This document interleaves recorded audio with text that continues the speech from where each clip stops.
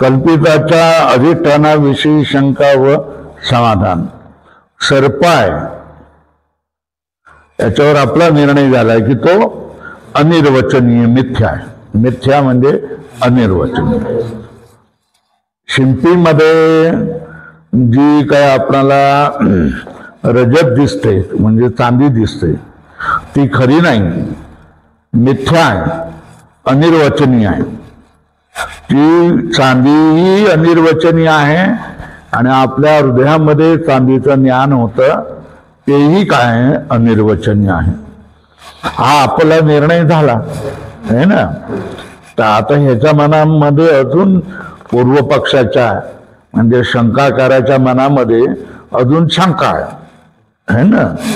तो म्हणतोय काय म्हणतोय, कल्पित पदार्थ जे जगातले जेवढे पदार्थ कल्पित आहेत त्याचं अधिष्ठान कोण असेल व त्याचे ज्ञान, या दोनाला आपण मिथ्या ठरवलंय ना. दोरीमध्ये रात्रीच्या मंद अंधकारामध्ये दिसणारा सर्प आणि अंतःकरणामध्ये होणारं त्याचं ज्ञान, सर्प हा सर्प आहे. हे दोनही मिथ्या आहेत. हा निश्चय झाला. हे समजलं मला. काय समजलं मला की दोरीमध्ये मंद अंधकाराच्या वेळेला दिसणारा जो सर्प आहे तो सर्पही मिथ्या आहे. तुम्ही म्हणताय अनिर्वचनीय, तो अनिर्वचनीय आहे. याचं ज्ञान जे मनामध्ये होतं की हा सर्प आहे म्हणून ते पण काय आहे, मिथ्या आहे. या दोन गोष्टीचं मला काय झालं, निश्चय झालाय. पण मिथ्या सर्पाचे अधिष्ठान रज्जू उपहित चैतन्य आणि सर्पज्ञानाचे अधिष्ठान अंतःकरण उपहित चैतन्य आहे. रज्जू अधिष्ठान नाही असे सांगितले. प्रतीती मात्र सर्पाला अधिष्ठान रज्जू असल्याची आहे ना. तेव्हा चैतन्य अधिष्ठान कसे येते समजून सांगा. आपण निर्णय केलेला आहे, आपण समजून घेतलेला आहे. शिडी पण तुम्हाला सांगितले ना, शिडी है ना, म्हणजे जिना कसा आहे ते सांगितलं ना. पहिल्यांदा कोण, रज्जू. त्या रज्जू मध्ये सापडलेलं कोण, चैतन्य. त्या चैतन्यावर उभी राहिलेली कोण, अविद्या. त्या अविद्येवर भासणारा कोण, सर्प. हे झालं ना, एवढं झालं ना. कसं, रज्जूच्या कवेत आलेलं चैतन्य, या चैतन्यावर उभी असलेली कोण, अविद्या. या अविद्येचा परिणाम म्हणून कोण आहे, सर्प आहे. हे आपण समजून घेतलं. एक. दुसरं काय समजून घेतलं, अंतःकरण. या अंतःकरणामध्ये असणारं कोण, अंतःकरणाच्या कवेत आलेलं चैतन्य. या चैतन्यावर कोण असणार आहे, अविद्या. त्या अविद्याचा परिणाम म्हणजे काय, मनामध्ये झालेलं ते पाहून सर्प हा सर्प आहे असं ज्ञान. बरोबर आहे, हा सर्प आहे असं ज्ञान आहे ना. याला काय म्हणायचं, हे सर्प असं ज्ञान ताईंना दे. सर्प असं ज्ञान आणि सर्प हे दोन्ही अनिर्वचनीय किंवा मिथ्या आहेत. बरोबर आहे. आणि ते कोणाच्या आधारात, कोणाचा परिणाम आहे, अविद्येचा परिणाम आहे ना. अविद्या कशावर उभी आहे, उपहित चैतन्यावर. और चैतन्याची उपाधी कोण, तिकडे कोण आहे, रज्जू. आणि इकडे कोण आहे, अंतःकरण. हे चित्र तुम्ही काढलं का, तिथे काढलं असेल तर चांगलं होऊन जाईल. हा, आता हे झालं ना. व्यवहारामध्ये तुम्हाला जर विचारलं की हा जो सर्प रात्रीच्या मंद अंधकारामध्ये दिसतो तो कोणामध्ये दिसतो? तर तुम्ही काय सांगाल? रज्जू ना. दोरीत सर्प दिसतो ना, दोरीचा साप, दोरीत दिसणारा साप, दोरीवर उभा राहिलेला साप, असंच आपण म्हणणार की नाही? तर व्यवहारामध्ये मात्र आपल्याला काय वाटतं की सर्पाचं अधिष्ठान कोण आहे? रज्जू. काय सर्पाचं अधिष्ठान कोण आहे? रज्जू आहे. आणि आपण काय ठरवलंय? सर्पाचं अधिष्ठान काय? रज्जू उपहित चैतन्य. बरोबर आहे ना? रज्जू ही उपाधी, त्या उपाधीच्या कवेत आलेलं चैतन्य, त्या चैतन्यावर राहिलेली अविद्या, त्या अविद्येचा परिणाम म्हणजे सर्प. अशा तऱ्हेने आपण ठरवलं, निर्णय केलेला आहे. बरोबर आहे ना? वाचा. सर्प व त्याचे ज्ञान ही मिथ्या आहेत. हे आम्हाला समजलं, निश्चय पण झाला, आम्ही पक्क रुजवलं मनामध्ये. पण मिथ्या सर्पाचं अधिष्ठान रज्जू उपयुक्त चैतन्य असं तुम्ही म्हणतायत, आणि हा सर्प आहे. सर्प ज्ञानाचे अधिष्ठान अंतःकरण उपयुक्त चैतन्य आहे ना, आणि रज्जू अधिष्ठान नाही असं तुम्ही म्हणतायत. पण प्रतीती मात्र व्यवहारामध्ये प्रतीती काय होते? सर्पाला अधिष्ठान रज्जू असल्याचे आहे ना. तो सर्प कुठे दिसतो? दोरीमध्ये. असंच म्हणतो ना, दोरीला तुम्ही रज्जू म्हणता, तर सर्प कुठे दिसतो?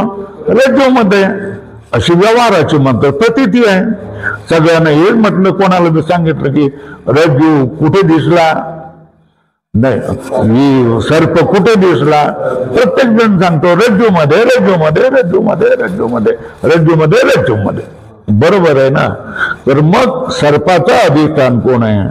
रज्जूच आहे असं म्हटलं पाहिजे. बरोबर आहे ना? तेव्हा तुम्ही म्हणतात की रज्जूचं अधिष्ठान चैतन्य, तर हे चैतन्य, सर्पाचं अधिष्ठान चैतन्य कसं आहे ते समजून सांगा. आमच्या मताने काय होतं, सर्पाचं अधिष्ठान रज्जूच आहे ना, पण तुम्ही म्हणता की सर्पाचं अधिष्ठान रज्जू नाही, रज्जू उपहित चैतन्य आहे. मग ते कसं आहे ते समजावून सांगा जरा. तर या हप्ता आपण समजतोय.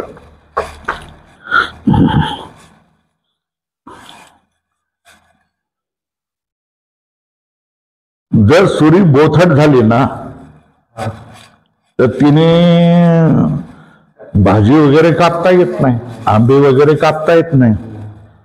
बरोबर आहे ना? तर आपण तिला काय करतो?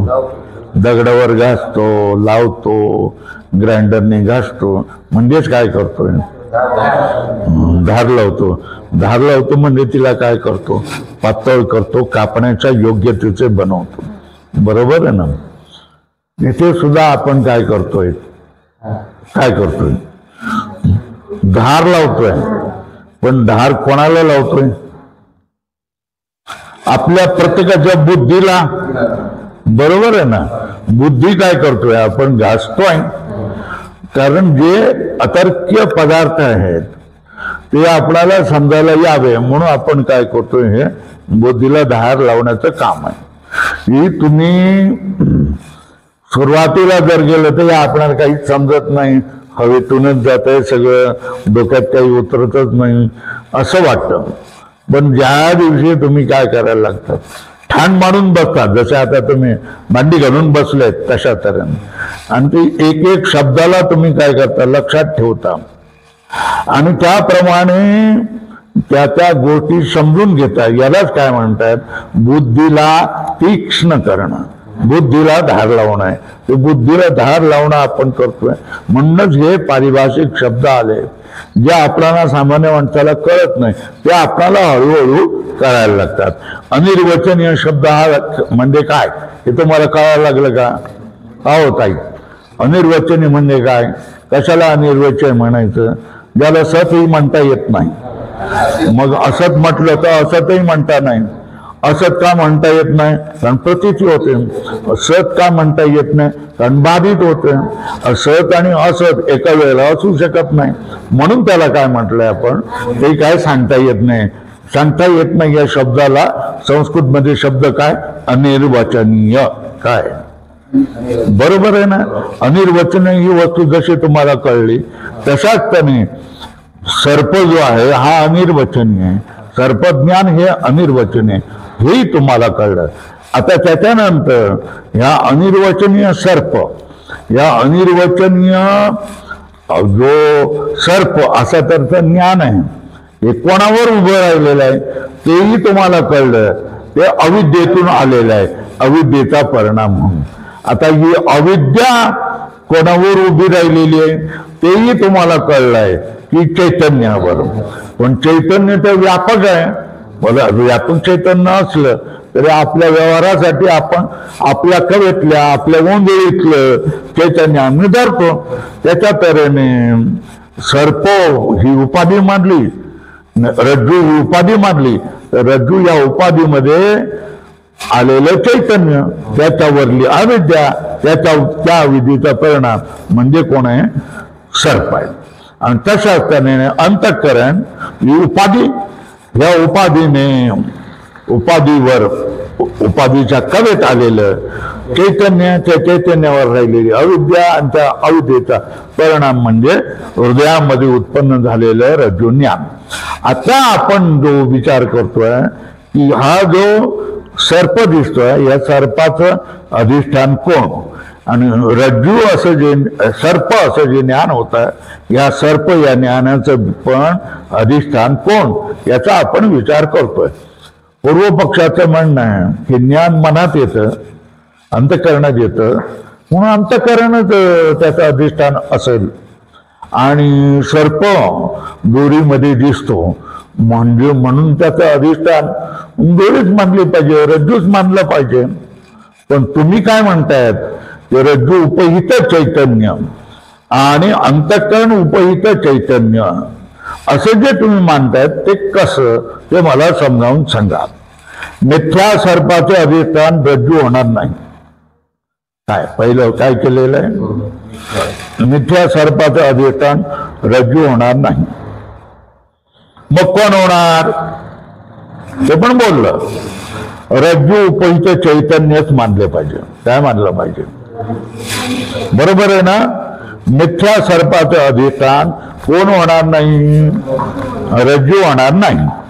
मग रज्जू जर होणार नाही तर मग कोण होणार आहे, रज्जू उपहित चैतन्यच मानलं पाहिजे. त्याला काय मानलं पाहिजे, रज्जू उपहित चैतन्य मानलं. कारण जसा जो सर्प आहे, सर्प खरा आहे का, मग खरा नाही. मग वंद्या पुत्र सारखा खोटा माना, तसंही मानता येत नाही. मग काय मानता, त्याला काय म्हणता, त्याला प्रातिभाषिक म्हणतात. काय मानलेलं आहे, भासतो बाधित होतो है ना, पण भासतो बाधित होतो मग त्याला काय म्हणलंय, प्रातिभाषिक सर्प. कारण जसा प्रातिभाषिक सर्प मिथ्या आहे, तसा विचार केला तर विचार दृष्ट्या व्यावहारिक रज्जू ही मिथ्याच आहे ना. काय जशा तऱ्हेने रज्जूवर दिसणारा सर्प, याला आपण विचाराने काय मानलं, मिथ्या मानला, अनिर्वचनीय वाटणं है ना. पण मग जो रज्जू दिसतोय, हा रज्जू तरी खरा आहे का, विचार करायला गेल्यानंतर अध्यात्मामध्ये हे सगळेच्या सगळे व्यावहारिक पदार्थ खोटेच ठरतात. बरोबर आहे ना. म्हणून म्हटलंय रज्जू ही मिथ्याच आहे ना. एक मिथ्या पदार्थ है ना, दुसऱ्या मिथ्या पदार्थाचं अधिष्ठान कसं होईल, है ना. हे कसं आहे, त्याच्यासाठी उदाहरण देऊ शकता का. आमच्याकडे वंध्यापुत्र आला होता आणि आम्ही सगळ्यांनी मिळून त्याला गगन कुसुमाने त्याचा सत्कार केला. हे होऊ शकतं का? काय होऊ शकतं का? काय म्हटलंय? आमच्याकडे वंध्यापुत्र आला होता, एक दिवस आला, आम्हाला आनंद झाला, खूप झालं. अरे वंध्यापुत्र तर दिसत नाही, आमच्याकडे वंध्यापुत्र आले. मग त्यांचा सत्कार कसा करायचा? मग आम्ही काय केली, गगन कुसुम गोळा केली आणि गगन कुसुमाचा हार बनवला आणि त्यांच्या गळ्यामध्ये घातला आणि फोटो काढला. बरोबर आहे ना? हे बनतं का? हे बनणार का? नाही बनणार ना. गगन कुसुमाचा हार हाही मिथ्या आहे ना. आणि वंध्यापुत्र मग खरं आहे का? मिथ्या आहे. दोन मिथ्या पदार्थ एक दुसऱ्याचं अधिष्ठान आणि अध्यस्त कसे काय बनवू शकतील? नाही बनवू शकतील.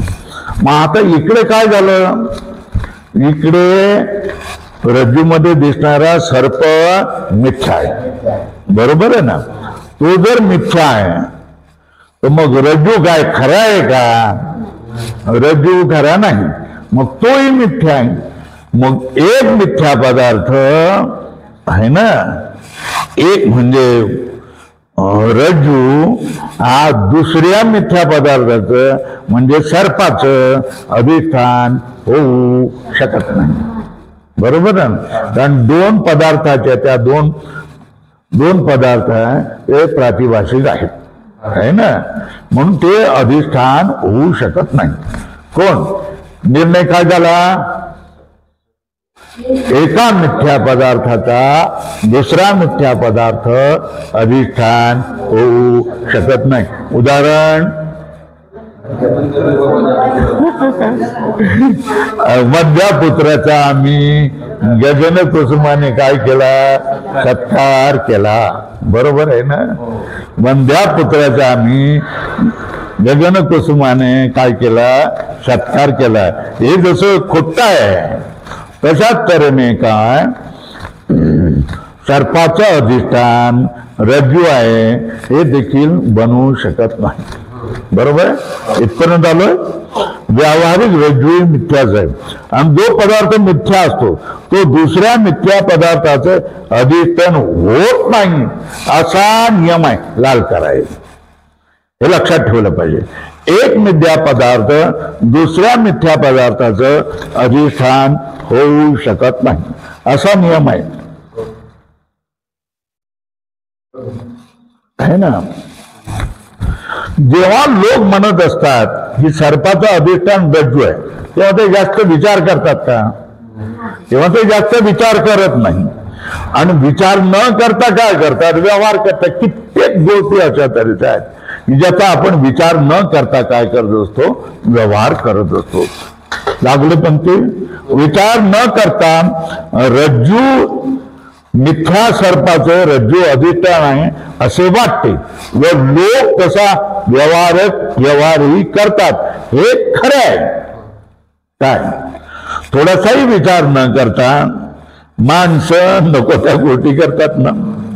काय करतात? कसं? उदाहरण सांगा. उदाहरण सांगा. एक दिवशी कोणीतरी साधू येतो तुमच्याकडे आणि तुमच्याकडे काय सोनं असलं तर द्या, मी तुम्हाला डबल करून दाखवतो. नोटा द्या, है ना? तर मग नोटा आणते. बाई काय दुपारी येतात, ते नवरा बिवरा कोणी नसतात, महिला शांतपणे असतात त्यावेळेला आणि सांगतात. मग तिने काय केलं? 50च्या नोटा 10,000च्या 5 नोटा काढून दिल्या. मग त्याने असं काहीतरी केलं, मंत्रबिंत्र म्हटलं आणि एकदम 100 नोटा घेतल्या. 100 नोटा म्हणून दाखवल्या.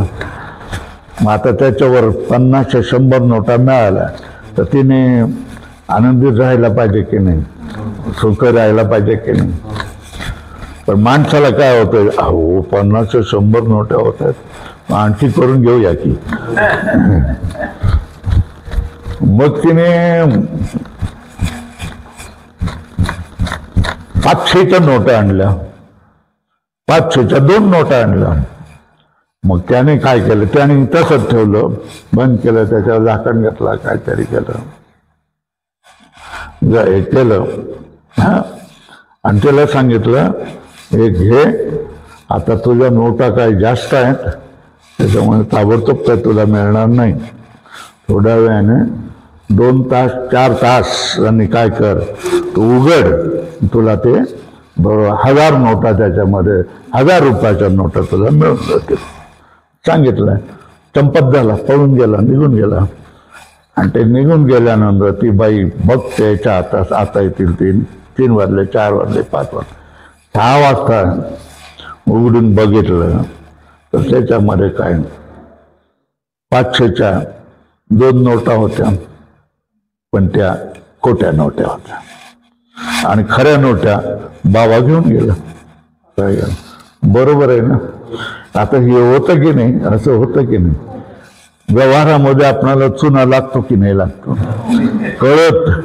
कळून न कळून सुद्धा चुना लागतो की नाही लागतो. आणि चुना लावणारे खूप लोक असतात की नाही असतात. बरोबर आहे. म्हणजे न विचार करता, अरे हा बाबा, साधी गोष्ट आहे, हा बाबा जर नोटाची डबल नोटा करत असेल तर मग हा बाबा असं भीकमागा दारोदार जाऊन फिरतो का, असं विचार कधी केला का? नाही ना. त्याने स्वतः नोटाचा डबल नोटा करून आरामात बंगला बिंगला बांधून गाडी बिडी घेऊन राहिला असता. हा दारोदार कशाला फिरतोय, असं जर थोडा तरी विचार केला असता तर मग तुम्ही फसले असता का? नाही फसले असतं ना, है ना. पण असा विचार न करता सगळं व्यवहार करून टाकला की नाही, आणि खुशही झाली की नाही. आज मला काय म्हणणार आहेत, 500च्या 2 नोटाचे 1000चे 2000 रुपये मला मिळणार आहेत म्हणून, काही न करता, है ना. व्यवहारही होतो की नाही. सगळं विचार न करता माणसं व्यवहार करत असतात. ती तिथे गोष्ट आहे.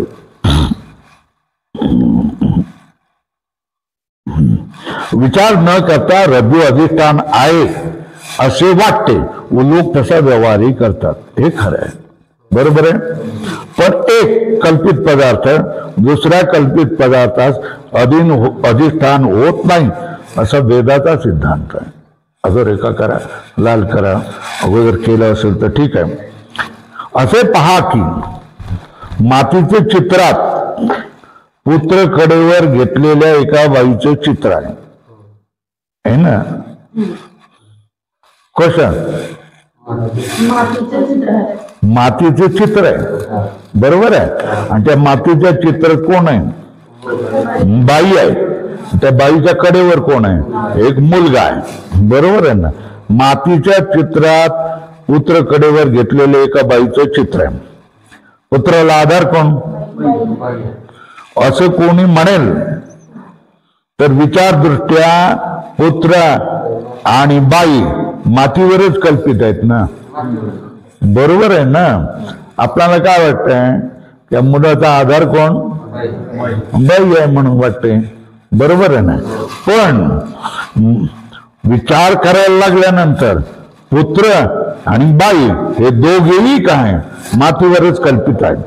म्हणून पुत्राचा आधार बाई नाही, मग कोण आहे? मातीच आहे. या लाल करा.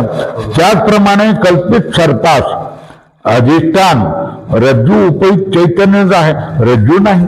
हे पण अधोरेखा करा, है ना. कल्पित रज्जूवर जो कल्पित सर्प आहे, ज्याला कल्पित म्हणून आपण निर्णय केलेला आहे, या सर्पाला अधिष्ठान म्हणून कोण आहे? रज्जू उपयुक्त चैतन्य आहे. रज्जूला उपाधी मानून त्याच्यावर उभा आलेलं, त्याच्या कवेत आलेलं जे सार्वत्रिक चैतन्य आहे, त्याचा तो रज्जूच्या भागामध्ये आलेला भाग आहे ना. जसं समुद्र किती असतो? अपरंपार है ना. मगर बादली घेऊन जातो आणि बादलीमधून आणतो की नाही. तर बादलीमध्ये सुद्धा जे पाणी असतं ते समुद्राचंच पाणी असतं की नाही, ते पण खारट असतं की नाही, बरोबर आहे ना. तर त्याप्रमाणे कल्पित सर्पास अधिष्ठान कोण आहे? रज्जू नाही. मग रज्जू उपहित चैतन्यच, चैतन्यच आहे, रज्जू नाही. कोणी केवळ रज्जू सर्पास अधिष्ठान न मानता रज्जू विशिष्ट चैतन्य मानतील त्या काय म्हणतात, कोणी केवळ रज्जू सर्पास अधिष्ठान न मानता. ठीक आहे, मान्य आम्हाला काय सर्पाचं अधिष्ठान रज्जू नाही हे आम्ही मानतो, बरोबर आहे. पण रज्जू उपहित चैतन्य आहे, रज्जू विशिष्ट चैतन्य आम्ही मानतो. काय मानतो? उपहित चैतन्य नाही, रज्जू विशिष्ट चैतन्य मानून. तर विशेषण कोण म्हणलं? रज्जू. त्यास केव्हाही अधिष्ठानत्व संभवत नाही. विशेषण संपूर्ण चैतन्य रज्जू, चैतन्य विशिष्ट रज्जू हे अधिष्ठान आहे, हे आम्ही मान्य केलं. काय मान्य केलं? रज्जू अधिष्ठान नाही हे आम्ही स्वीकारलं आहे ना. पण तुम्ही जे म्हणतात की रज्जूला उपाधी मानून त्या उपाधीच्या कक्षेमध्ये जे काही चैतन्य आलेलं आहे ते चैतन्य वर जी अविद्या, त्या अविद्येवर सर्प आहे असं जे तुम्ही मानतात ते आम्ही मानायला तयार नाही. मग काय मानतो बाबा? तो म्हणतोय की रज्जू हे विशेषण आहे ना, सगळ्या चैतन्याचं जशा तऱ्हेने कमळ आहे ना. तुम्हाला सांगितलं लाल कमळ आणा, मग कमळाचं विशेषण कोण झालं? लाल झालं. तुम्ही लाल रंगाने कमळाला संकोचित केलं आहे ना, सगळ्या कमळापासून अलग केलंय. आता तुम्ही लाल कमळ आणा म्हणून सांगितल्यानंतर पिवळं किंवा निळं किंवा हिरवं किंवा सफेद रंगाचं कमळ आणणार नाही, कारण कमळाचं विशेषण कोण झालं? लाल रंग झाला. अशा तऱ्हेने आता चैतन्य सर्वत्र आहे कमळाच्या स्थानावर. कमळ जसं वेगवेगळी असतात तशा तऱ्हेने चैतन्य दुसरं वेगळं आहे. याच्यामध्ये सुद्धा चैतन्य आहे की नाही? आहे, बरोबर आहे ना. तर ही वस्तूने, हे वस्तू विशेषण कोणाचं? चैतन्याचं. त्याला तुम्ही काय म्हणाल? रज्जू विशिष्ट चैतन्य. रज्जू उपहित चैतन्य आणि रज्जू विशिष्ट चैतन्य याच्यामध्ये फरक आहे, बरोबर आहे ना. तो म्हणाला आम्ही मानणार रज्जू विशिष्ट चैतन्य मानिल. तर विशेषण जो रज्जू त्यास केव्हाही अधिष्ठानत्व संभवत नाही. रज्जू विशिष्ट चैतन्य मानलं तर त्याचं जे विशेषण कोण झालं? रज्जू झालं. हा रज्जू केव्हाही अधिष्ठान बनत नाही. म्हणून रज्जू विशिष्ट चैतन्य अधिष्ठान मानता येत नाही, बरोबर आहे ना. कारण रज्जू केव्हाही अधिष्ठान होत नाही. रज्जू विशिष्ट चैतन्य मानून, म्हणून रज्जू विशिष्ट चैतन्य अधिष्ठान मानता येत नाही. केवळ रज्जू उपहित चैतन्य अधिष्ठान मानले पाहिजे. काय आपण मानू शकत नाही? रज्जू विशिष्ट चैतन्य मानू शकत नाही. मग काय मानावं?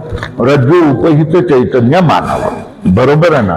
कारण रज्जूला नमस्कार करायचं तर नमस्कारावर जाऊन इथे यायचं नाही.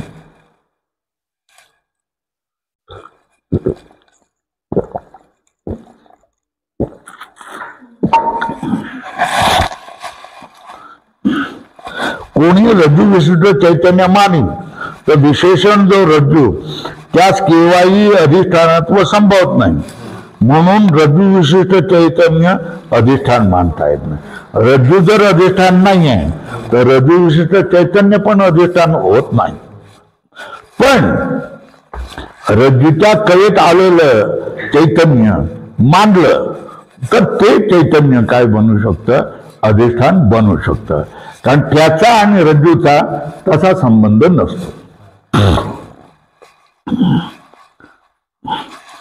केवळ रज्जू उपहित चैतन्यच अधिष्ठान मानले पाहिजे. तसेच सर्पज्ञानाचे अंतःकरण उपहित साक्षी चैतन्य अधिष्ठान आहे. सर्पज्ञानाचे देखील कोण आहे? अंतःकरण उपहित, अंतःकरण त्याचं अधिष्ठान नाही, मग कोण आहे? अंतःकरण उपहित साक्षी चैतन्य हे अधिष्ठान आहे.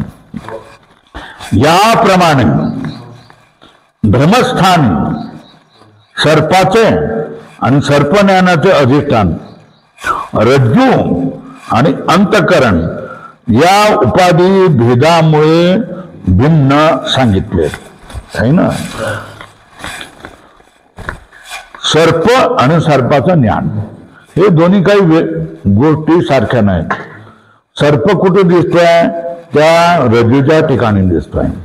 आणि सर्पज्ञान कुठे आहे? हे आपल्या अंतःकरणामध्ये किंवा मनामध्ये आहे. बरोबर आहे ना. त्याच्यामुळे दिसणाऱ्या ज्या अनिर्वचनीय दोन वस्तू, एक सर्प, दुसरं त्याचं ज्ञान, ह्या दोन वस्तू भिन्न आहेत.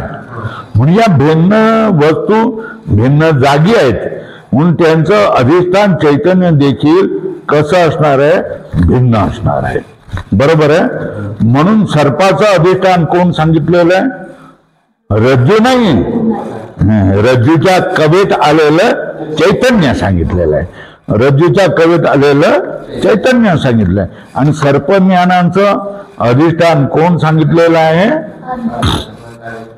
अंतःकरण नव्हे, तर अंतःकरण उपहित चैतन्य. सर्पाचं अधिष्ठान कोण नाही? रज्जू नाही. आणि रज्जू ज्ञानाचं अधिष्ठान कोण नाही? अंतःकरण नाही. मग सर्पाचं अधिष्ठान नक्की कोण? रज्जूच्या कवेत आलेला, रज्जूच्या उपाधीमध्ये आलेलं रज्जू उपहित चैतन्य. आणि सर्प या ज्ञानाचं अधिष्ठान कोण? अंतःकरणाच्या कवेत आलेलं चैतन्य. चैतन्यावरच काय होतो? चैतन्यावरच भ्रम होऊ शकतो. भ्रमाचं अधिष्ठान दुसरा भ्रम असू शकत नाही. काय? बरोबर आहे ना. भ्रमाचं अधिष्ठान चैतन्यच असू शकतं. काय? भ्रमाचं अधिष्ठान कोण असू शकतो? चैतन्यच असू शकतो. पण दुसरा भ्रम असू शकत नाही. म्हणून रज्जू उपहित चैतन्य इकडे अधिष्ठान मांडलेलं आहे आणि अंतःकरण उपहित चैतन्य इकडे अधिष्ठान मांडलेलं आहे. सर्पज्ञानाचं अधिष्ठान कोण? अंतःकरण उपहित चैतन्य. आणि सर्प हा जो भ्रम होतो याचं अधिष्ठान कोण? रज्जू उपहित चैतन्य. एवढं पक्क झालं का? तर मग पुढे जाऊ.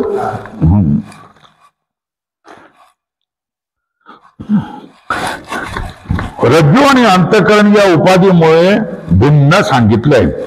आता जसे रज्जूच्या विशेष स्वरूपाच्या अज्ञानाने सर्प व त्याचे ज्ञान उत्पन्न होते. बघा, हा काय? रुमाल आहे. बरोबर. हे रुमाल आहे ना. हे रुमालाचं तुम्हाला विशेष ज्ञान झालंय है ना. हा जाड सारखा दिसतोय, घड्यासारखा दिसतोय, त्याला लाल रंग दिसतोय. बरोबर आहे ना. तर हे विशेष ज्ञान तुम्हाला झालंय. विशेष ज्ञान तुम्हाला झालेलं आहे. त्याच्यामुळे तुम्ही काय म्हटलेलं? स्पष्टपणे म्हणाल की हा रुमाल आहे. बरोबर आहे ना.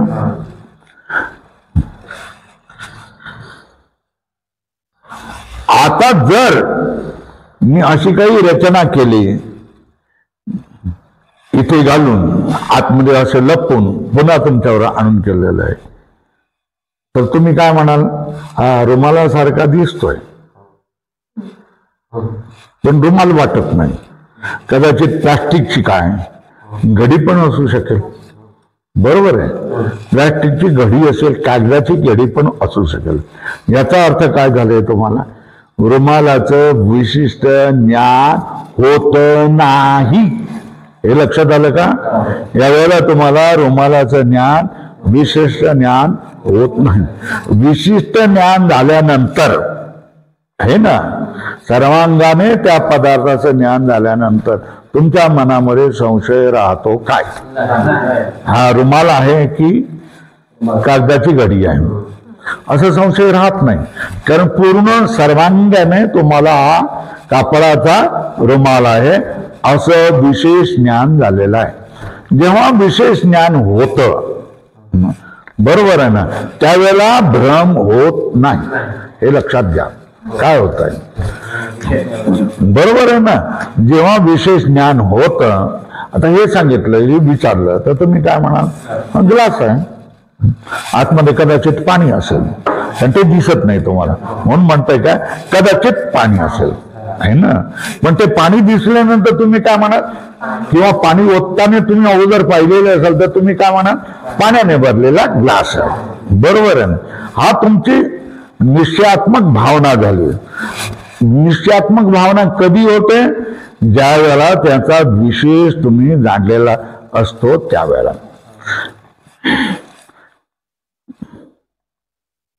दोरीमध्ये दिसणारा जो सर्प आहे, त्या सर्पाचं विशेष ज्ञान तुम्ही झालं तर सर्प आहे का दोरी आहे असं तुम्ही भ्रम म्हणणार नाही, अर्थ सर्पच आहे असंच म्हणणार, बरोबर आहे ना. भ्रम केव्हा होतो, त्या वस्तूचं विशेष ज्ञान झालं नाही, आहे ना, तरच तुम्हाला काय होतं, भ्रम होतो, बरोबर आहे ना. जर खरा सर्प असेल आणि प्रकाशात तुम्ही पाहिलं, जाऊ नकोस, बिलकुल जाऊ नको, ती चिंदी बिंदी दुसरं काही नाही आहे, खरा सर्प आहे असं तुम्ही म्हणणार, बरोबर आहे ना. पण ज्यावेळेला अंधकारामध्ये तुम्ही काहीतरी वेडं वाकडं पडलेलं दिसतंय, है ना, त्यावेळेला तुम्हाला वाटतंय की हे सर्पाच्या लांबलचक आहे आणि वेडं वाकडं पडलेलं आहे, विटोळा आहे, तेव्हा हे उगाच धोका नको, तो सर्प देखील असेल असं तुम्ही म्हणता, बरोबर आहे. पण ज्यावेळेला स्पष्ट प्रकाश येतो त्यावेळेला तुम्ही त्याला चक्क हातात घेताय, बघ चिंदी आहे, सर्प नाही असं म्हणतात. याचा अर्थ का, तुम्हाला पहिल्यांदा काय होतंय, विशेष ज्ञान नव्हतं आणि प्रकाश टाकल्यानंतर काय झालं, विशेष ज्ञान झालं.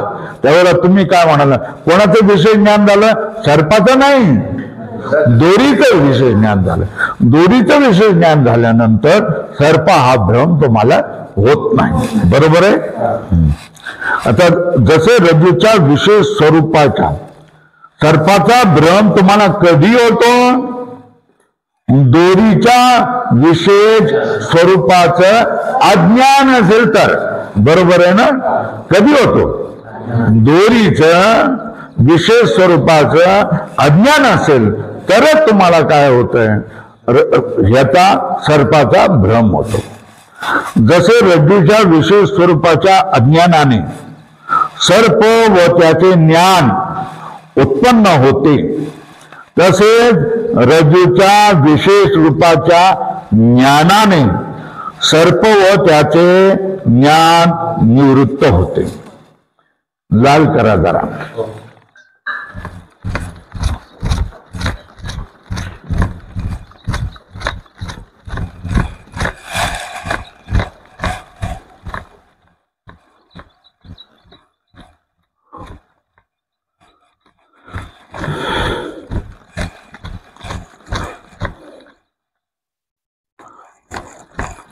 बरोबर आहे. आता बघा, मंद अंधकारामध्ये रज्जू आहे आणि तुम्हाला सर्प भासतोय आणि अंतःकरणामध्ये सर्प हे ज्ञान होत आहे. रज्जू असताना त्या ठिकाणी तुम्हाला सर्प आणि सर्पाचं ज्ञान या दोन्ही गोष्टी कशा काय होत आहेत. ज्या ठिकाणी मन एकाग्र करायचं असतं त्या ठिकाणी सगळी परिस्थिती अनुकूल असावी लागते की नाही. म्हणजे दुसरा कोणाचा विक्षेप असता कामा नाही, मध्येच कोणीतरी येऊ जाऊ कोणी करता कामा नाही, पोट खूप भरलेलं असता कामा नाही, पण पोटात भूकही असता कामा नये. आणि बरोबर हवामान कसं असलं पाहिजे, अनुकूल असलं पाहिजे. पुन्हा पावसाचे टप टप टप टप टप टप आवाज येता कामा नये. हे सगळं असलं तर काय एकाग्रपणे ज्ञान होतं. चला पुढे चला. निर्णय एकदा करा. रज्जू पडलेला असतो आणि त्या रज्जू मध्ये तुम्हाला सर्प भासतो आणि मनामध्ये सर्पाचं ज्ञान होतं. याचं कारण तुम्हाला समजलं का? याचं कारण काय सांगितलंय की रज्जूच्या विशेष रूपाचं अज्ञान, अविद्येमुळेच ना. काय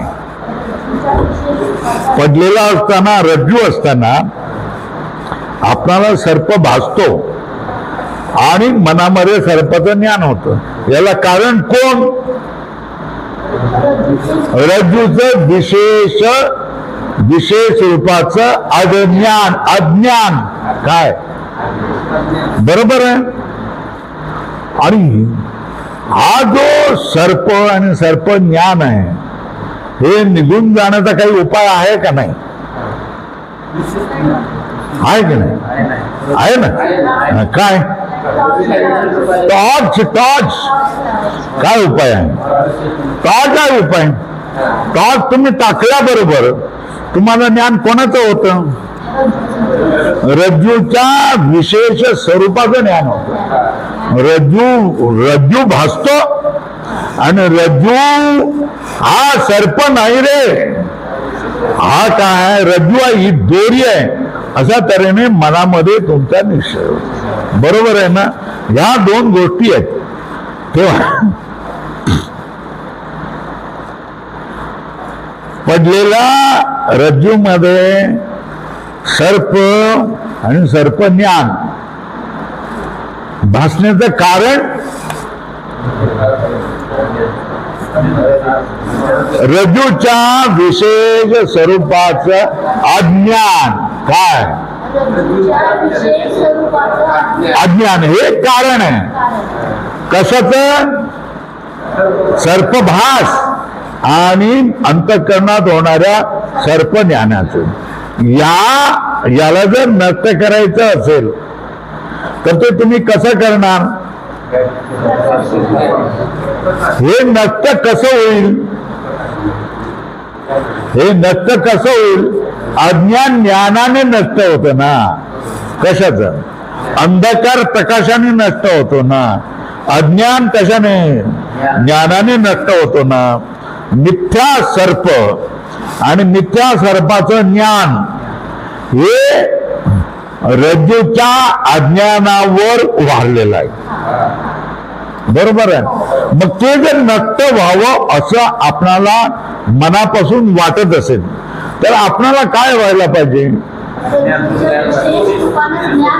रज्जू ती ते भासली पाहिजे आणि रज्जूचं ज्ञान झालं पाहिजे.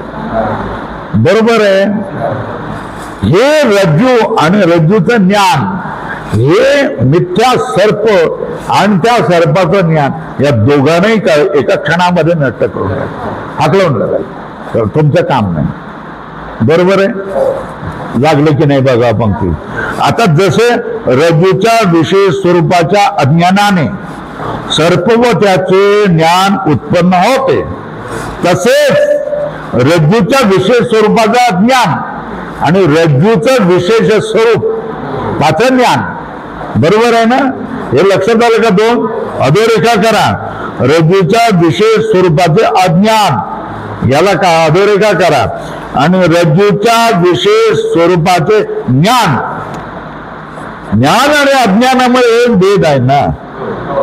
अज्ञानामध्ये उभं राहिलेले ब्रह्मचे आकार आणि ब्रह्मरूप ज्ञान हे दोन काय होतात? ज्ञानाने काय होतात? आपोआप उडवले जातात. एका तुकड्यात एका दगडात दोन पक्षीची शिकार होते ना, तसं आहे ना. रज्जू विशेष स्वरूपाच्या अज्ञानाने सर्प व त्याचे ज्ञान उत्पन्न होते, पण तसेच रज्जूच्या विशेष स्वरूपाच्या ज्ञानाने सर्प व त्याचे ज्ञान निवृत्त होते. बरोबर, इथपर्यंत झालं प्रकरण. आता प्रश्न 18व्या कल्पामध्ये आलो होतो आपण. कल्पिताची निवृत्ती कशी होती याविषयी शंका व समाधान. काय काय केलेलं आहे? कल्पिताची निवृत्ती कशी होते याविषयी शंका व समाधान. शंका आणि काय केलेलं आहे, समाधान केलंय. कशाविषयी? कल्पित पदार्थ आहे म्हणजे त्या रज्जूमध्ये म्हणजे दोरीमध्ये सर्पाची कल्पना केलेली आहे आणि त्या अंतःकरणामध्ये सर्पाच्या ज्ञानाची कल्पना केलेली आहे. हे दोन्ही कल्पित पदार्थ आहे. तर कल्पित पदार्थाची निवृत्ती कशी होते याच्या संबंधी काय केलेलं आहे? शंका. पहिल्यांदा शंका, नंतर काय करणार? शंकाची निवृत्ती करणार. शिष्य आताच झालेल्या वाटाघाटीवरून रज्जूच्या विशेष ज्ञानाने मिथ्या सर्प आणि त्याचे ज्ञान निवृत्त होते. बरोबर आहे ना? असे म्हणता येणार नाही, ही शंका आहे. काय म्हणता येईल? आताच झालेली जे आपल्यामध्ये समज आहे त्याच्यावरून रज्जूच्या विशेष ज्ञानाने मिथ्या सर्पाचे आणि मिथ्या सर्पाचे ज्ञान निवृत्त होते असे म्हणता येणार नाही ना. ह्याला म्हणतात प्रतिज्ञा. ह्याला काय म्हणतात? असं त्याने म्हटलं. असं बोलतोस कसं? कारण काय ते सांग ना. त्याला म्हणतात हेतू. प्रतिज्ञा आणि हेतू. नुसतं प्रतिज्ञा करून उपयोग नाही. त्याच्यासाठी तुम्हाला काय दाखवावं लागतं? लक्षण आणि प्रमाण दाखवावं लागतं. प्रमाण दाखवावं लागतं. नुसतं आपलं बकवास करून उपयोग नाही. काय म्हटलं त्याने? रज्जूच्या विशेष ज्ञात्याने मिथ्या सर्पान त्याचे निवृत्त होते असं काय म्हणता येणार नाही. असं आम्हाला पटत नाही. पटत नाही तर का पटत नाही हे सांगावं लागतं. त्याच्यासाठी सांगतोय कारण. अधिष्ठानाच्या ज्ञानाने कल्पित पदार्थाची निवृत्ती होते. बरोबर आहे? अधोरेखा करा. आहे ना? वेदाचा नियम आहे का? शास्त्राचा नियम का? अधिष्ठानाच्या ज्ञानाने कल्पित पदार्थाची निवृत्ती होते. अधिष्ठान ज्ञानाने अधिष्ठानावर कल्पित असलेला जो पदार्थ आहे त्याची निवृत्ती होते. हे मान्य आहे आम्हाला. अधिष्ठान ज्ञानाने कल्पित पदार्थाची निवृत्ती होते असा वेदांत शास्त्राचा सिद्धांत आहे. बरोबर आहे?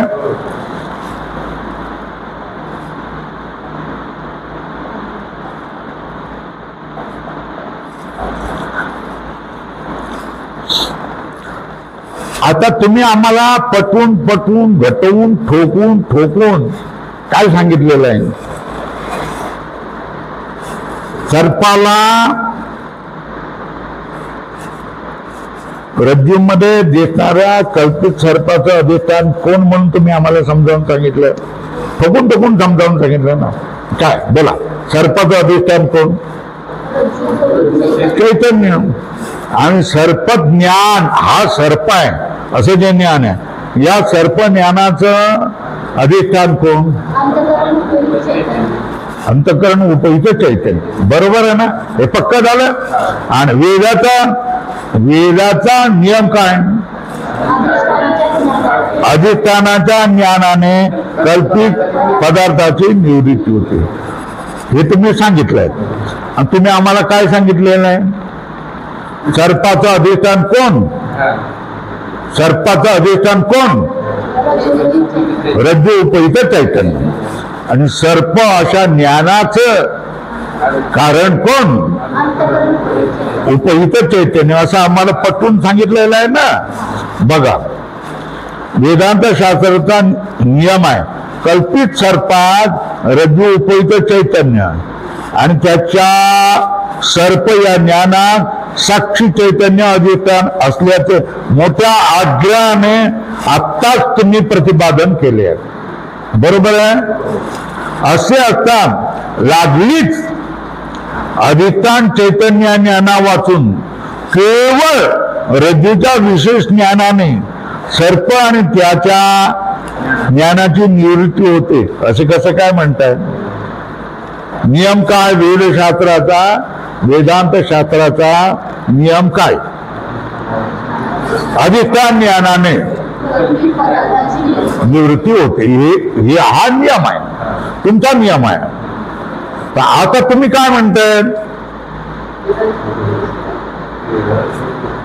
रज्जूच्या है ना, रज्जूच्या ज्ञानाने कल्पित सर्प आणि त्याचं ज्ञान, याचं अज्ञान नष्ट होतं आणि ते दोघेही निघून जातात असं तुम्ही म्हणताय. पण तुमचा नियम काय? अधिष्ठान, अधिष्ठानाचा काय झालं? अधिष्ठानाच्या ज्ञानाने कल्पित पदार्थाची निवृत्ती होती. आता अधिष्ठान कोण? सर्पाला रज्जू उपहित चैतन्य हे अधिष्ठान आहे, आणि इकडच्या याला चैतन्य हे अधिष्ठान आहे. याच्याविषयी तर तुम्ही आता काय बोलायला तयार नाही. आता काय सांगतात? रज्जूच्या ज्ञानाने काय होत आहे? रज्जूच्या ज्ञानाने सर्प आणि सर्प हे ज्ञान या दोघाही ब्रह्माचा काय होत निराकरण होते असं बोलायला लागलेलं आहे. म्हणजे अजूनपर्यंत जे ग्रहण आपण केलंय की जो भ्रम आहे, मिथ्या पदार्थ आहे, त्याचं निराकरण करायचं असेल तर काय करायचं? अधिष्ठानाच्या ज्ञानाची आवश्यकता आहे. अधिष्ठान आपल्याला कळलं पाहिजे, ते तुमचं तुम्ही सोडून दिलंय. आता अधिष्ठान कोण आहे? रज्जू उपहित चैतन्य. उपाधीला तुम्ही धरायला लागलेले आहेत. कोणाला धरायला लागलेले आहेत? उपाधीला. उपाधीचं ज्ञान झालं का सर्प आणि सर्प ज्ञानाचं काय निवृत्ती होते असं सांगायला लागलाय. हे कसं काय पडणार? तुम्ही आम्हाला काय समजताय? कच्च्या गुरुचे चेले समजतायत का? आम्ही पण काय केलंय? 10-20 वर्ष परभणीमध्ये राहून काय केलेलं आहे? ज्ञान केलेलं आहे. किती लोकांजवळ बसलेलं आहे माहिती ना. प्रत्येक वर्षाला आम्ही नवीन काय करतो? विचार सागर लावतो आणि एका वर्षामध्ये संपवतो. आहेत ना परभणीमध्ये कितीतरी लोक आहेत आहे ना. तर तुम्ही आम्हाला असं सांगू नका. असं कसं काय? ते समजलं का? काय ते समजलं का? नियम काय? कल्पित पदार्थाची निवृत्ती कशी होते? अधिष्ठान ज्ञानाने. काय कल्पित पदार्थाची निवृत्ती कशी होते? हा तुमचा सामान्य नियम आहे. पण इथे दोरीवर उत्पन्न झालेला सर्प आणि त्याचं ज्ञान हे जर निवृत्त करायचं असेल तर तुम्हाला काय झालं पाहिजे? नाही, तुम्हाला रज्जूचं ज्ञान झालं पाहिजे असं तुम्ही सांगताय है ना. तुम्ही असं बोलले का? रज्जू उपहित चैतन्याचं ज्ञान झालं पाहिजे असं म्हणालेत का? कारण त्या सर्पाचं अधिष्ठान कोण आहे? रज्जू उपहित चैतन्य आहे. त्याच्याविषयी तर तुम्ही बोलत नाही. रज्जूचं ज्ञान विशेष ज्ञान झालं की त्याने काय होतंय? रज्जूचं विशेष अज्ञान निवृत्त होतंय. ते निवृत्त झालं की अज्ञानावर उभा राहिलेला सर्प आणि इकडे काय होते? सर्पज्ञान. हे दोघांची काय होते? निवृत्ती होते असं तुम्ही बोलायला लागलाय. त्याच्यामुळे आम्हाला काय होतंय? शंका होते. झालं.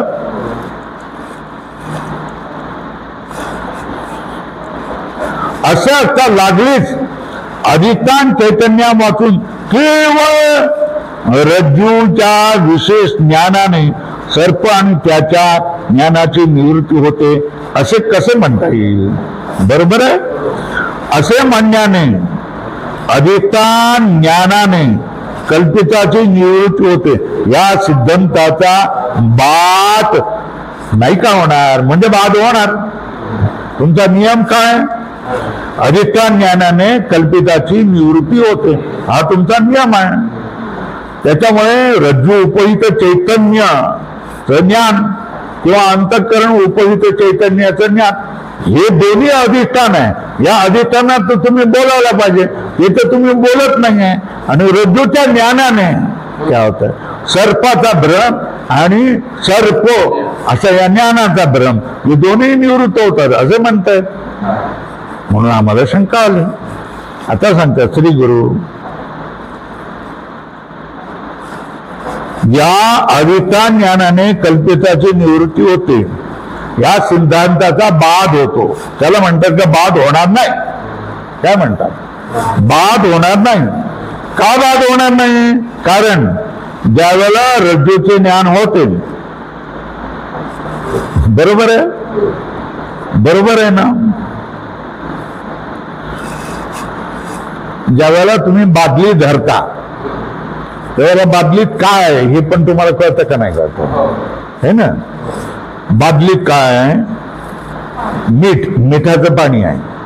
बादलीत स्वच्छ पाणी आहे. बादलीत आरो मशीनचं पाणी आहे. बादलीत दूध आहे. बादलीत रस आहे, उसाचा रस आहे. हे तुम्हाला बादली उचलल्यानंतर कळतं की नाही? नाही तर मग बादली रिकामी आहे असंही तुम्ही म्हणाल की नाही? बादली उचलल्यानंतर बादलीमध्ये काय हे तुम्हाला कळतं का नाही कळतं? कळतं ना? तेच म्हणतात बघा, ज्या वेळेला रज्जूचे ज्ञान होते है ना, त्यावेळेला रज्जू अधिष्ठान चैतन्याचे ज्ञान अवश्य होतेच ना. काय म्हटलंय याच्यावर दृष्टांत का? बादली तुम्ही उचलली की बादलीमध्ये काय आहे किंवा बादलीवर काय आहे, की बादली रिकामी आहे. बादलीमध्ये हवा आहे म्हणजे बादली रिकामी आहे असं तुम्ही म्हणणार. बादलीमध्ये दूध असेल तर दूध आहे, रस आहे, बाकीचं काय म्हणायचं? पाणी आहे, समुद्राचं पाणी आहे हे तुम्ही म्हणाल की नाही? कधी बादली उचलली की तो तत्काळ तुम्हाला काय समजतं की नाही? आतमध्ये काय आहे की काही नाही, मग हवा तरी आहे की नाही हे कळतं ना.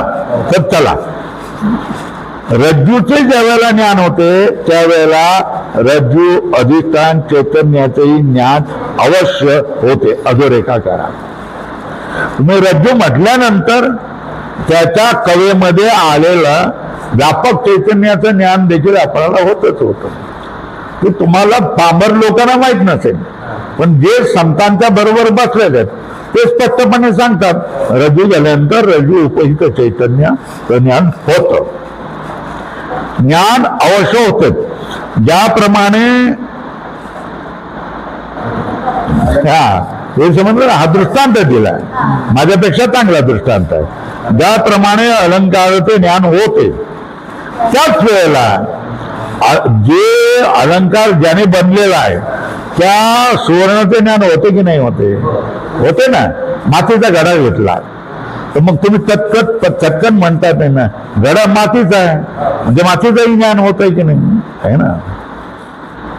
सोन्याचा जर बनवलं असेल तांब्या तर तुम्ही तांब्या सोन्याचा आहे म्हणता की नाही? म्हणता ना. म्हणजे त्याच क्षणी वस्तू उचलता क्षणी त्याचं जे कारण आहे, मूल कारण आहे, त्या मूल कारणाचं तुम्हाला ज्ञान होतं ना, हो ना. त्याप्रमाणे जड पदार्थाचे ज्ञान काली त्या पदार्थ अधिष्ठान चैतन्याचे ज्ञान अवश्य मानलेच पाहिजे. ज्या पदार्थाचे, जड पदार्थाचे ज्या वेळेला ज्ञान होते त्या पदार्थाचे अधिष्ठान चैतन्याचे ज्ञान अवश्य मानले पाहिजे. जो जड पदार्थ तुम्ही उचलता है ना, त्याच्यावर असलेलं अधिष्ठान चैतन्याचं किंवा उपहित चैतन्याचं ज्ञान तुम्हाला होतच होतं, अवश्य मानले पाहिजे. याची थोडी कल्पना अनिर्वचनीय सर्पाच्या उत्पत्तीच्या वेळी सांगितली आहे ना. या संबंधी कशाची? जड कुठल्याही पदार्थाच्या ज्ञान खाली त्या पदार्थाचा अधिष्ठ चैतन्याचं ज्ञान अवश्य मानले पाहिजे. जो कोणी पदार्थ असतो त्याच्यावर असणार, त्याच्या खवेत येणार चैतन्याचं ज्ञान तुम्हाला त्याच वेळेला होत असतं. जशा तऱ्हेने तुम्ही कुठलाही भूषण उचललं की सुवर्णाचं ज्ञान होतच होतं.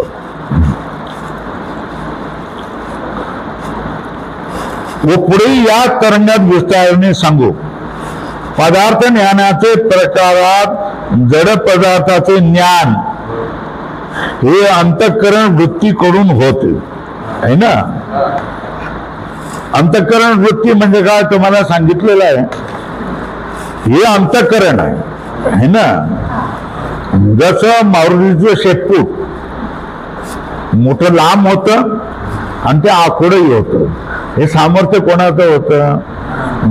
हनुमंताचं होतं. तुम्ही हनुमंत म्हणता, आम्ही मारुती म्हणतोय. तर मारुतीचं हनुमंताचं शेपूट हवं तेवढं लांब करण्याचं आणि हवं तेवढं काय आकुंचन करून घेण्याचं हे सामर्थ्य मारुतीमध्ये होतं. मग हे मारुतीचं जसं सामर्थ्य आहे, शेपट्याला हवं तेवढं लांब करायचं आणि शेपट्याला हवं तेवढं कमी करायचं, असं सामर्थ्य आपल्या अंतःकरणामध्ये देखील आहे. आपण सगळेच हनुमंत आहोत, बरोबर आहे. कसले हनुमंत? बिनशब्दाचे, बिनशब्दाचे, बरोबर आहे ना. बिनशब्दाचे आपण सगळेच हनुमंत आहोत. आणि या हनुमंतामध्ये एक चीज अशी आहे की जे अंतःकरण आहे ना, हे अंतःकरण हे असं आपलं सुप्त असतं, बसलेलं असतं.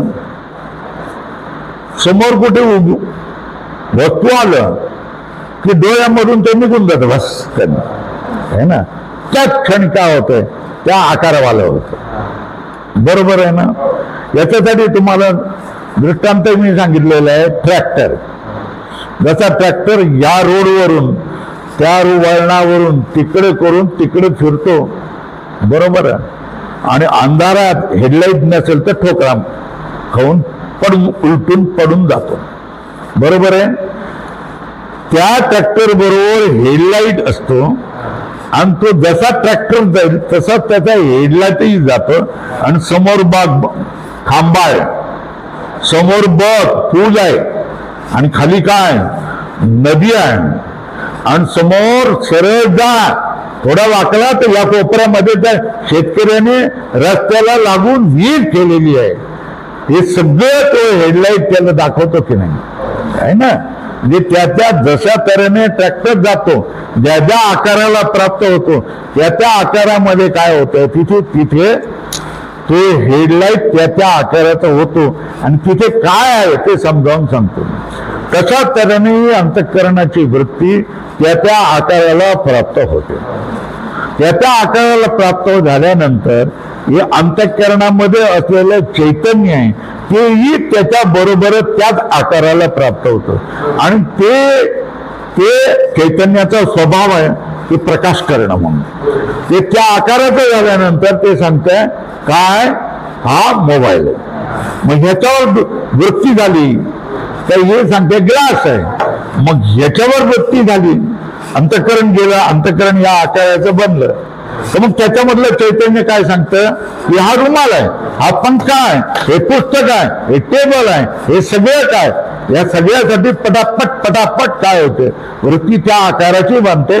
अंतःकरण विशिष्ट चैतन्य जे आहे ते चैतन्य देखील त्या आकाराचं बनतं आणि आपल्याला ही ज्ञान असतं. त्याला ह्या अंतःकरण विषयाच्या आकाराचं बनणं याला काय म्हणतात, अंतःकरणाची वृत्ती. वृत्ती म्हणजे का, राहणं. हा वृत्ती म्हणजे काय, अंतःकरणाच्या आकाराचं बनणं, विषयाच्या आकाराचं बनणं, याला काय म्हणतात अंतःकरण वृत्ती.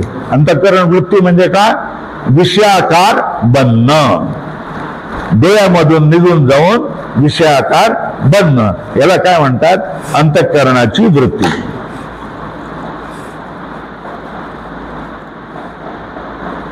झालं ना.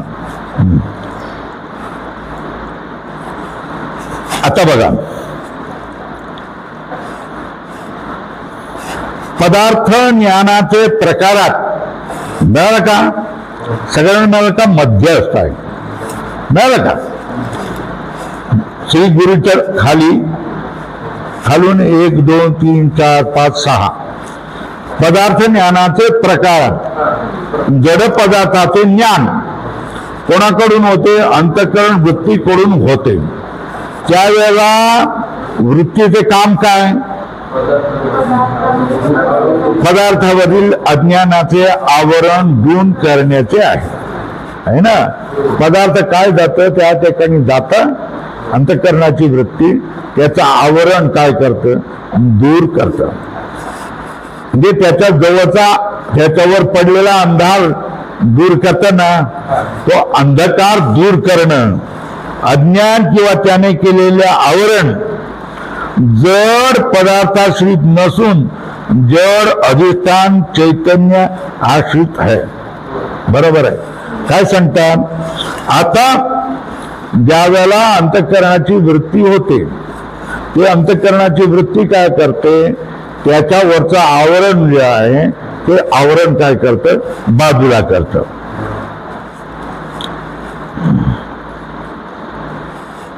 ज्यावेळेला वृत्तीचे काम फक्त पदार्थावरील अज्ञानाचे आवरण दूर करण्याचे असते.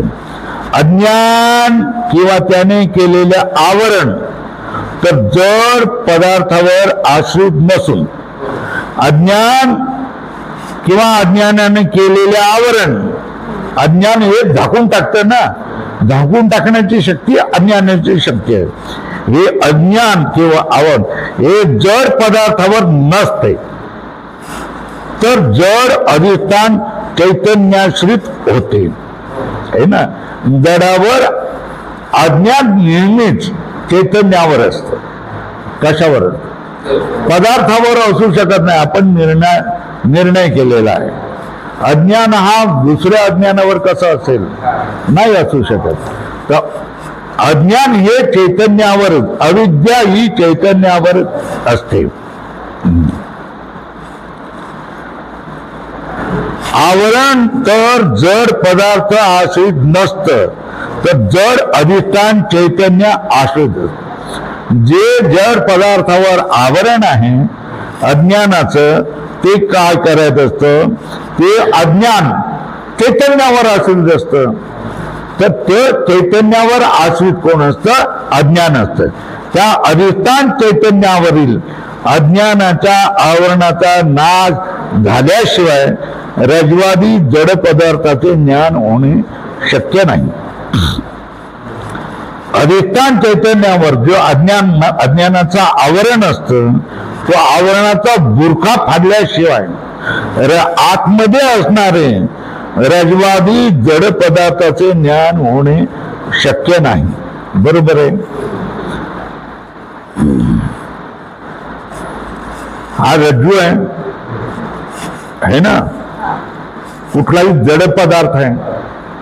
या जड पदार्थावर त्याचं अधिष्ठान, त्याचं चैतन्य आहे, त्यानं उपहित चैतन्य आहे. या उपहित चैतन्यावर कोण आहे, अविद्या. बरोबर आहे ना. या चैतन्यावर कोण आहे, अविद्या. या अविद्येने या चैतन्याला ढाकून ठेवलेलं आहे. म्हणजेच काय केलेलं आहे, रज्जूला ढाकून ठेवलेलं आहे, झाकून ठेवलेलं. अधिष्ठान चैतन्यावर अज्ञानाच्या आवरणाचा नाश झाल्याशिवाय पडदा बघा, हा जड पदार्थ, त्याच्यावर कोण आहे, उपहित चैतन्य, त्याच्यावर कोण आहे, अज्ञान. हा अज्ञानाचा काय आहे, पडदा आहे. बरोबर आहे ना. आणि या अज्ञानाच्या पडद्याने रज्जूला म्हणा किंवा कुठल्याही जड पदार्थाला झाकून ठेवलेला. तर जोपर्यंत हा अविद्येचा पडदा दूर होत नाही तोपर्यंत आपल्याला त्या पदार्थाचं ज्ञान होणं शक्य नाही. काय लक्षात येतोय, हा कुठलाही जड पदार्थ आहे ना, याच्यावर उपहित चैतन्य आहे. या चैतन्यावर काय, अविद्या. ही अविद्या, अविद्येचा बुरखा दूर केल्याशिवाय आपल्याला या वस्तूचं ज्ञान होऊ शकत नाही.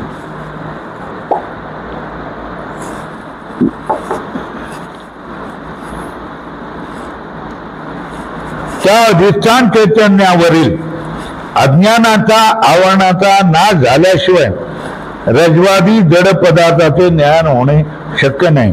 म्हणून ज्या वेळेला रज्जूचे ज्ञान होते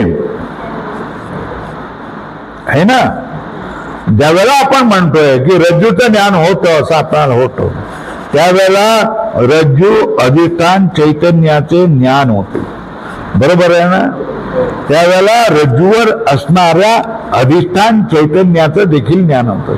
जसं मी तुम्हाला सांगितलं, बादली घेतली का बादलीमध्ये रिकामी आहे म्हणजे हवा आहे का पाणी आहे का रस आहे का दूध आहे हे आपल्याला नुसतं बादली हातात धरल्यावर कळते. तशाच तऱ्हेने ज्यावेळेला रज्जू असं आपण ज्यावेळेला विशेष ज्ञान होतं त्यावेळेला त्याच्यावरच्या अधिष्ठान चैतन्याचं देखील ज्ञान होतं. अधिष्ठान चैतन्य छुपं राहत नाही. रज्जूचं विशेष ज्ञान होतं त्यावेळेला त्याच्यावर उपयुक्त चैतन्य आहे. बादली धरल्यानंतर आतला रस दुधाचं ज्ञान होतं. तशाच तऱ्हेने हे तुम्हाला आम्हाला समजेल कारण हे आपण याचा विचार करतो. रज्जूचं विशेष ज्ञान झालं की त्याच्यावरचं जे सगळ्याचं अधिष्ठान चैतन्य आहे, रज्जू उपयुक्त चैतन्य, अधिष्ठान चैतन्य याचंही ज्ञान आपल्याला त्याच वेळेला होतं. त्यावेळेला रज्जू अधिष्ठान चैतन्याचंही ज्ञान होते आणि ते चैतन्य कल्पित सर्पाचे अधिष्ठान म्हणून आहे ना. आणि ते चैतन्य कल्पित सर्पाचे अधिष्ठान आहे म्हणून अधिष्ठान ज्ञानाने कल्पिताची निवृत्ती होते. बरोबर आहे ना. ज्यावेळेला रज्जूचं ज्ञान होतं त्यावेळेला रज्जूचं आपल्याला ज्ञान होतं, त्याचं विशेष ज्ञान होतं, तेव्हा त्याच्यावर असणार जे उपयुक्त चैतन्य आहे त्याचं ज्ञान होतं. पण हे उपयुक्त चैतन्य काय? सर्पाच्या भ्रमाचं अधिष्ठान आहे. बरोबर आहे ना. तर मग सिद्धांत काय?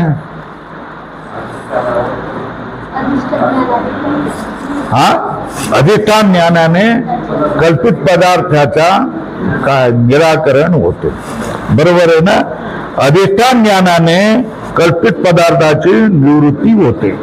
बरोबर आहे ना. आणि इथे सांगताना काय होत आहे? कल्पित पदार्थाची उत्पत्ती कशाने झालेली आहे? रज्जूच्या विशेष अज्ञाना कशाने झाले? हा. आणि रज्जूच्या विशेष अज्ञानाने जो पदार्थ निर्मित आहे तो निवृत्त कसा होईल? तर रज्जूच्या ज्ञानाने असं सांगितलंय. म्हणून त्याला शंका आलेली आहे.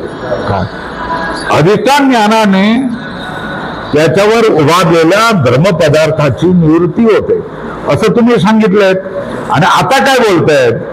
अधिष्ठानाची बात करत नाही. रज्जूच्या ज्ञानाने रज्जूचं अज्ञान नष्ट होऊन जातं आणि त्या ज्ञानावर उभा राहिलेलं काय? कल्पित पदार्थाची निवृत्ती होते असं तुम्ही म्हणतात. तर हे वेगळं. एकदा एक म्हणतात, एकदा एक म्हणतात. एकदा काय नियम काय? अधिष्ठान ज्ञानाने क्या होत्या? कल्पित पदार्थाची निवृत्ती होते असं म्हटलेलं आहे. आणि इथे सांगताना आम्हाला काय सांगतात? सर्प आणि सर्प ज्ञान हे कोणामुळे उत्पन्न झालंय? रज्जूच्या विशेष स्वरूपाच्या अज्ञानाने निर्माण झालेलं आहे. आणि तो कल्पित सर्प आणि कल्पित सर्पाचे ज्ञान निवृत्त व्हायचं असेल तर कसं निवृत्त होईल? रज्जूच्या विशेष ज्ञानाने होईल असं सांगतायत. तिकडे काय सांगितलं? अधिष्ठानाच्या ज्ञानाने कल्पित वस्तूची काय होते? निवृत्ती होते. आणि सांगताना काय सांगतात? की रज्जूच्या ज्ञानाने काय? रज्जूच्या स्वरूपाच्या ज्ञानाने रज्जूच्या अज्ञानावर उभा असलेले कल्पित सर्प आणि कल्पित सर्प हे ज्ञान या दोघांची काय होते? निवृत्ती होते असं तुम्ही म्हणतात. हे कसं? हे तुम्हाला समजावून सांगितलं. त्याच्यावर काय म्हणाले की बाबा रज्जूचं ज्ञान होतं आहे ना. रज्जूचं ज्ञान होतं, रज्जूचं स्वरूपाचं विशेष ज्ञान होतं. त्या रज्जूवर उपयुक्त चैतन्य असेल की नाही? रज्जूच्या कवेत येणार व्यापक चैतन्य असेल की नाही? बरोबर आहे ना. हे व्यापक चैतन्य त्याच्यावर असणारा काय? त्याच्यावर असणाऱ्या भ्रमाचं आहे ना, त्याच्यावर असणाऱ्या जो अज्ञानाचं. आणि जो अज्ञान कशाला? सर्प आणि सर्प ज्ञानाला कारण आहे. त्याचं कारण आहे, त्याचं अधिष्ठान आहे. रज्जूचं ज्ञान झालं त्या रज्जू उपयुक्त चैतन्याचं ज्ञान झालं. बरोबर आहे ना? रज्जू उपहित चैतन्यच काय आहे? कल्पित भ्रमाचं, कल्पित सर्पाचं आणि कल्पित सर्प ज्ञानाचं काय? अधिष्ठान चैतन्य. हे अधिष्ठान चैतन्याचं ज्ञान झालं. हे दोन्ही काय आहेत? उपहित चैतन्य आणि अधिष्ठान चैतन्य एक आहे. तो अधिष्ठान ज्ञान म्हणजेच रज्जू उपहित चैतन्याचं ज्ञान. आणि ती ज्ञान कधी होईल? रज्जूचं ज्ञान झाल्यानंतर. जसं त्यानं बादली एकदा तुम्ही जर बघितली तर मग ते बादलीचं ज्ञान झालं ना. मग बादलीचं ज्ञान झाल्यानंतर बादलीमध्ये काय आहे काय नाही याचं ज्ञान त्याच वेळेला आपल्याला होतं. तसं त्याने रज्जू हे ज्ञान झालं. कसं? विशेष ज्ञान झालं. बरोबर आहे ना? रज्जू असं विशेष ज्ञान झालं का मग त्या उपहित चैतन्य जे असतं ते उपहित चैतन्यावरच काय असते? अविद्या असते. आणि त्या अविद्यावरून काय असतो? भ्रम झालेला असतो सर्प आणि सर्पज्ञानात. पण रज्जूचं ज्ञान होताच ती अविद्या काय होते? पळून जाते. बरोबर आहे? जशा तऱ्हेने सूर्य आल्यानंतर अंधकार राहू शकत नाही. बरोबर आहे ना? सूर्य आल्यानंतर अंधकाराला पळावंच लागतं. तशा तऱ्हेने विशेष स्वरूपाचं ज्ञान झालं की त्याच्यावर राहिलेलं जे अज्ञान आहे, अविद्या आहे, त्या अविद्येला पळावं लागतं. बरोबर आहे? आता सर्प आणि सर्पज्ञान हे दोन्ही कशावर आलेले आहेत? अविद्येवर आलेलं आहे. बरोबर आहे ना? आणि अविद्येचा अधिष्ठान कोण आहे? इकडे अंतःकरण उपहित चैतन्य आणि तिकडे रज्जू उपहित चैतन्य. जे रज्जू उपहित चैतन्य हे आहे हे अज्ञानाचं अधिष्ठान आहे. बरोबर आहे? ज्यावेळेला रज्जूचं ज्ञान होतं, रज्जू स्वरूपाचं ज्ञान होतं, त्यावेळेला त्याच्यावरच्या अधिष्ठान, त्याच्यावरच्या रज्जू उपहित चैतन्याचंही ज्ञान होतं. ते रज्जू उपहिताचं चैतन्याचं ज्ञान होताच त्याच्यावर असणारं जे अज्ञान आहे ना, अविद्या आहे, ही अविद्या बाजूला होऊन जाते.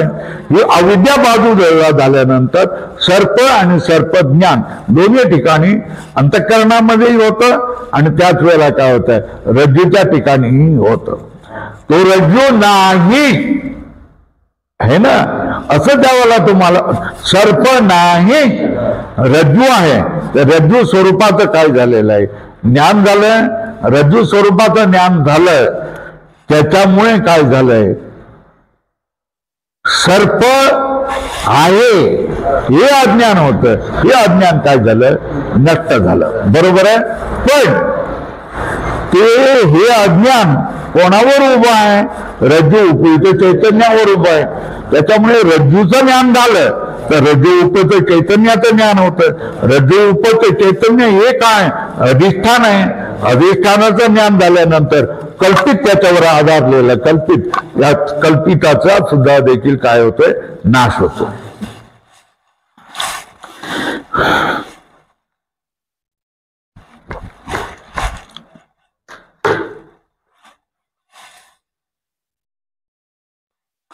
म्हणून ज्या वेळेला रज्जूचे ज्ञान होते त्यावेळेला रज्जूवर आधारित अधिष्ठान चैतन्याचंही ज्ञान होतं. आणि तेच चैतन्य कल्पित सर्पाचं अधिष्ठान आहे ना. मग अधिष्ठान ज्ञानाने कल्पिताची निवृत्ती होते. या सिद्धांतांची पुष्टी होते, हानी होत नाही. रज्जू ज्ञानावर कोण आहे? रज्जू उपहित चैतन्य. तेच काय आहे? सर्पाचं अधिष्ठान चैतन्य, सर्प भ्रमाचं अधिष्ठान चैतन्य. रज्जूचं ज्ञान झालं म्हणजे रज्जूच्या अधिष्ठान चैतन्याचं पण ज्ञान होतं. बादली ज्ञान झाल्यानंतर बादलीतल्या पदार्थाचं ज्ञान जसं होतं तसं. आणि ते ज्ञान झाल्यानंतर त्याच्यावर आधार असलेलं जे अज्ञान आहे ते पळून जातं. मग भ्रमही पळतो, भ्रमज्ञानही पळून जातं.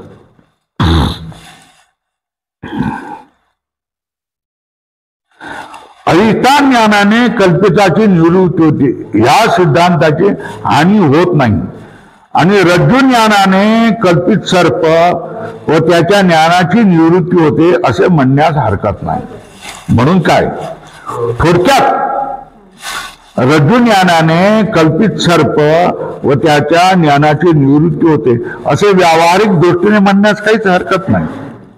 कारण रज्जूचं ज्ञान होणं म्हणजे काय, सर्पाच्या भ्रमाला कारण होणार जे काय अधिष्ठान चैतन्य आहे त्या अधिष्ठान चैतन्याचं ज्ञान होणं आहे. ते अधिष्ठान चैतन्याचं ज्ञान झालंय, भ्रम राहतच नाही ना.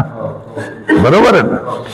बादली घेतली का बादलीत असणाऱ्या पदार्थाचं ज्ञान होतो, तशात त्याने रज्जूचं स्वरूपाने प्रकाश टाकल्यावर ज्ञान झालं का त्याच्यावरचं त्याचं ज्ञान होतं है ना. अधिष्ठान चैतन्याचं ज्ञान होतं, जे अधिष्ठान चैतन्य कोणाला कारण झालेले, अविद्येला कारण झाले, आणि अविद्या कोणाला कारण झालेली आहे, सर्प आणि सर्पाच्या भ्रमाला कारण झालेले आहे. पण हे रज्जूचं ज्ञान होतात, त्याच्यावर अधिष्ठान चैतन्याचंही ज्ञान होतं. ते अधिष्ठान चैतन्याचं ज्ञान झाल्याबरोबर अज्ञान समाप्त होतं. अज्ञान समाप्त झाल्याबरोबर त्याच्यावर उभे राहिलेले सर्प आणि सर्प ज्ञानही समाप्त होतात.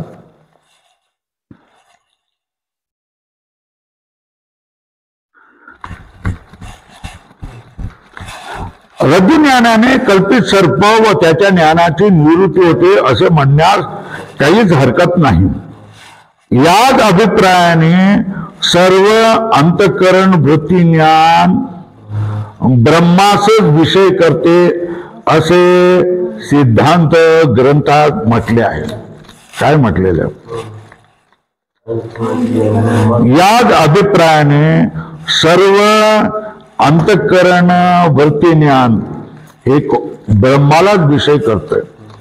म्हणजे मूळ जशा तऱ्हेने रज्जूला विषय केला तशा तऱ्हेने सगळे पदार्थ जर कल्पित आहे आणि हे कल्पित पदार्थ कशावर उभारलेले आहेत, मायेवर उभारलेले आहे ना. आणि माया कोणावर आहे, ब्रह्मावर आहे. त्याच्यामुळे काय करणार, सगळे वृत्ती ज्ञान काय करणार, तुम्हाला ब्रह्मालाच विषय करतं. जशा तऱ्हेने तिकडे रज्जूला विषय करतं. रज्जूला विषय करण्यामुळे त्याच्यावर उभारलेले सर्प आणि सगळे सर्पाचं ज्ञान याची निवृत्ती होते. तशा तऱ्हेने ब्रह्माचं ज्ञान होताच त्याच्यावर आधारलेली मायेचा काय होतो, नाश होतो. आणि या मायेवर उभारलेले अनंत पदार्थ आहे, या अनंत पदार्थाचा देखील मिथ्या म्हणून काय होतो, निर्णय होतो. हे ब्रह्मपदार्थ आहेत आणि ब्रह्मपदार्थ आपण विसरून जातो.